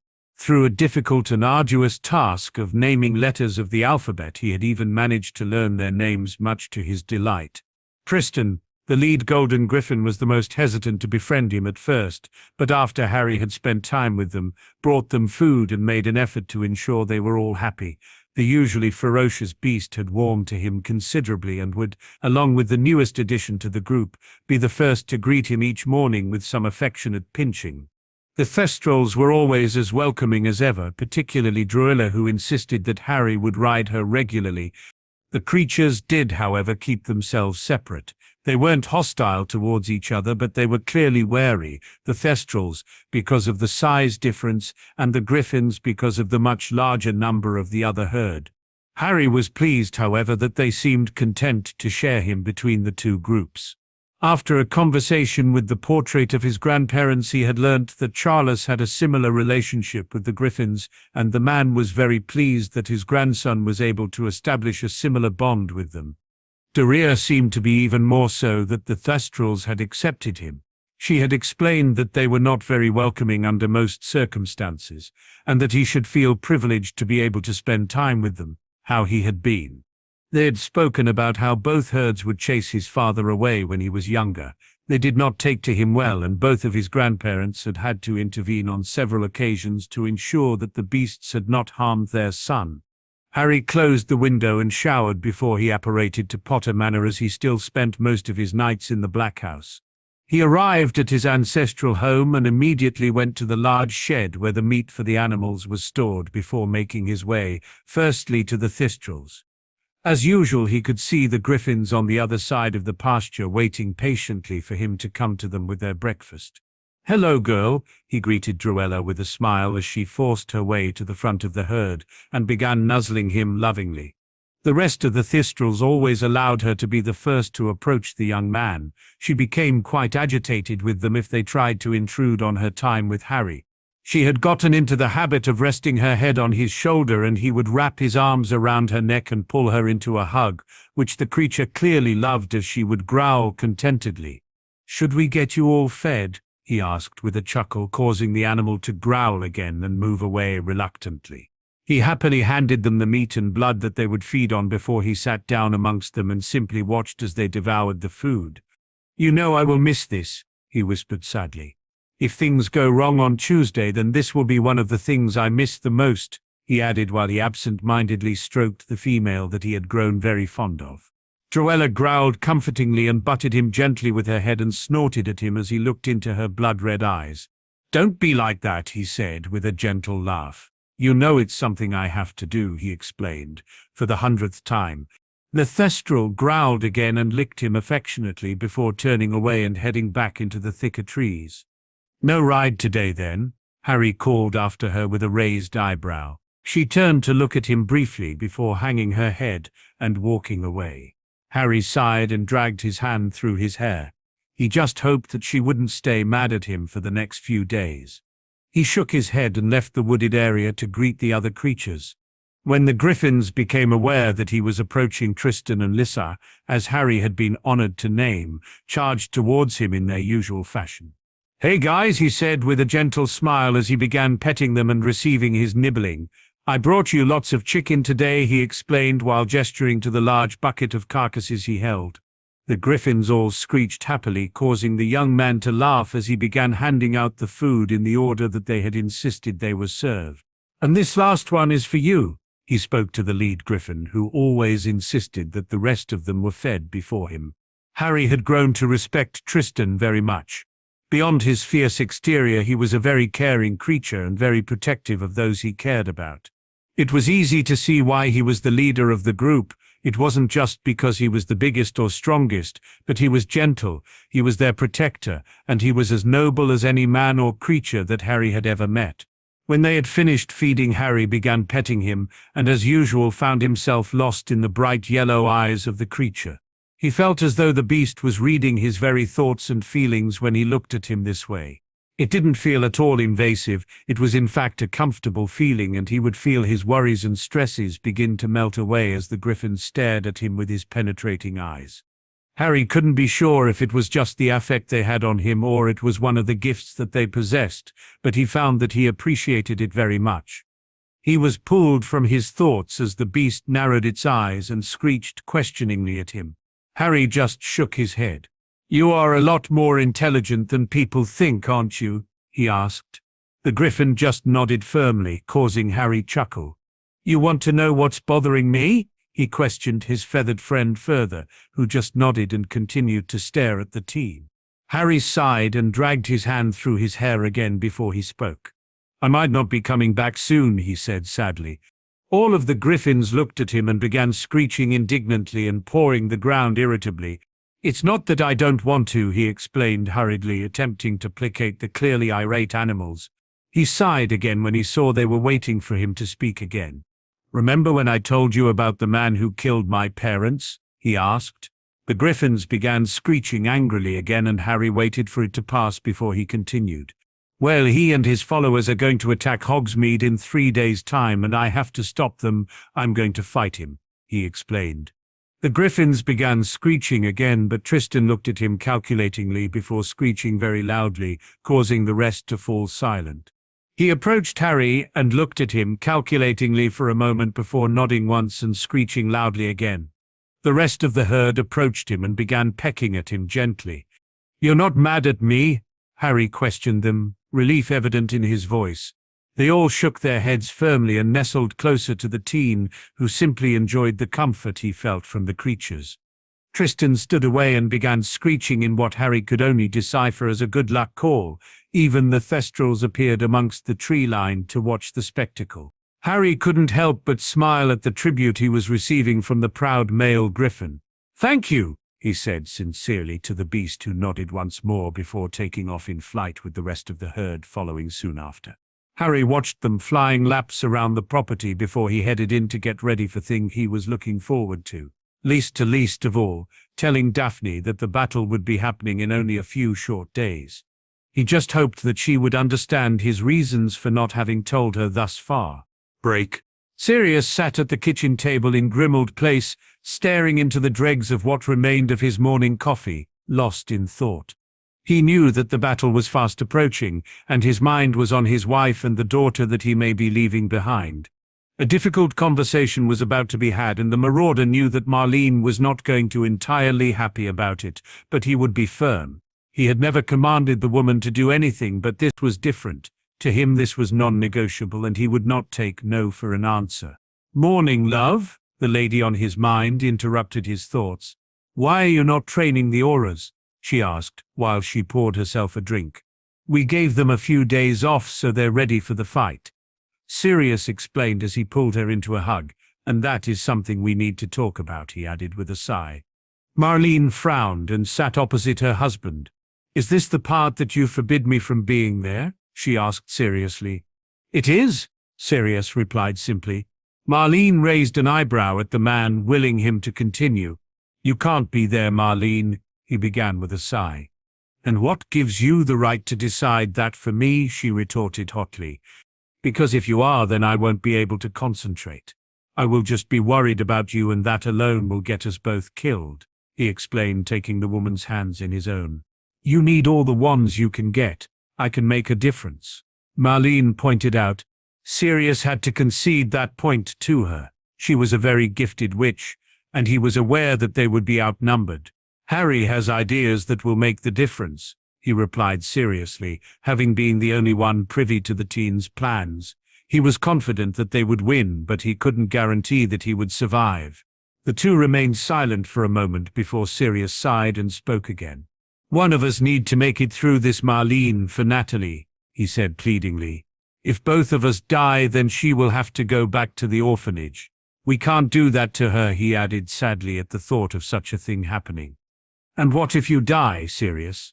Marlene asked desperately. "Then you will at least have each other," he answered with a sad smile. "But I want you too, you fool," she cried, tears forming in her eyes as she squeezed his hands painfully hard. "And you have much more of a chance of that happening if you're not there," he explained. Marlene swallowed deeply and nodded reluctantly.